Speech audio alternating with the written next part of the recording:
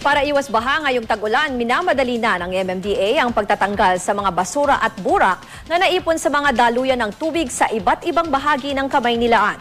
Balitang hatid ni Cesar Apolinario. Tuwing tag-ulan, gabundok na basura ang nakokolekta ng MMDA Flood Control and Sewerage Management Office dito sa trash crane sa Buendia, Pasay. Hinaharang ng trash crane ang mga basura na itinatapon sa creek ng Tripa de Galina. Sa dami ng illegal settlers na nakatira sa gilid ng creek, pagdaloy ng tubig, dito sa Buendia dinadala ang mga ito.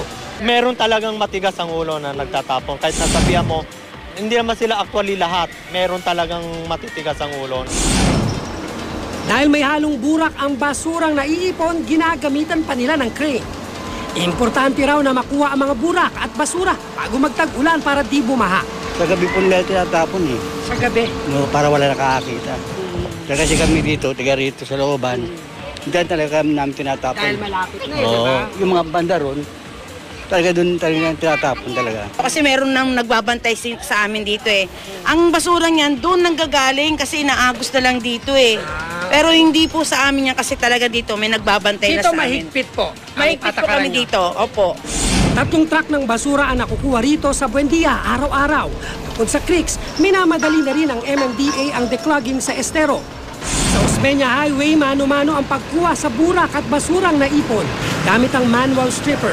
Inuhulog ang lubid sa kanal at nilalagyan ng bakal para masungkit ang basura at burak na bumara.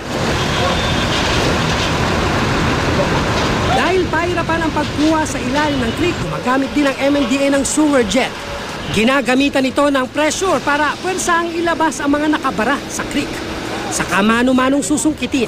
Madalas daw kasing bahain ang lugar kapag barado ang kanal, kaya kailangan na palaging linisin. Ang request ko lang kung maaari sana yung mga taong wag naman gaano magtatapon.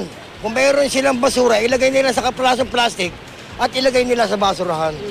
Bukod sa Tripa de Galina at mga kanal sa Makati, minamadali na ring i-declock ang mga daluyan ng tubig sa ibang parte ng Metro Manila, lalo na yung mga lugar na madalas bahain.